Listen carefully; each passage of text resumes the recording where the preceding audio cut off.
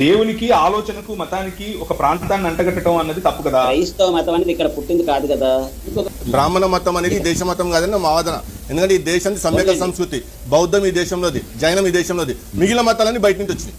కావాలంటే ఎన్ని రోజులు ఇంక్లూడింగ్ క్రిస్టియానిటీ అంటారు. ఓకే, కాకపోతే మా ప్రాంతానికి చెందింది, దేవుడు ఒక ప్రాంతానికి చెందింది. ఎందుకంటే పరిపూర్ణానంద గారు ఒకసారి ఆయన బోధిస్తూ మా సిమ్ కార్డ్ ఇండియాలో పనిచేస్తాడు, బయట పనిచేద్దని చెప్పాడు. నేను అవన్నీ అంగీకరించాను. ఏంటంటే బుద్ధిహీనత. దేవుడు అనేవాడు ఇక్కడే పనిచేస్తాడు, దేవుడు అనేవాడు అక్కడ పనిచేయడు అంటే ఇప్పుడు అమెరికాలో ఉన్న హిందూకి ఎవరికైనా బాధ వస్తే భారతదేశానికి వచ్చి ప్రార్థించుకోవాలా?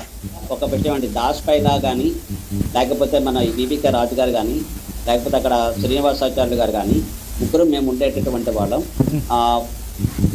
ఆ మతాలకు సంబంధించి ఎవరైతే పరిపూర్ణానంద ఎవరైతే ఉన్నారో ఆయన చెప్పింది దాన్ని మీరు కరెక్ట్ పాయింట్కి వచ్చారు. నేను డిస్కషన్ స్టార్ట్ చేసిందే మీరు ఆ మాట చెప్పాలని. మీరు డిఫరెంట్ మతాలు ఉన్నాయి హిందూ మతంలో చెప్పాలి. ఇప్పుడు మీరు చెప్పేశారు. చాలండి, థ్యాంక్ యూ.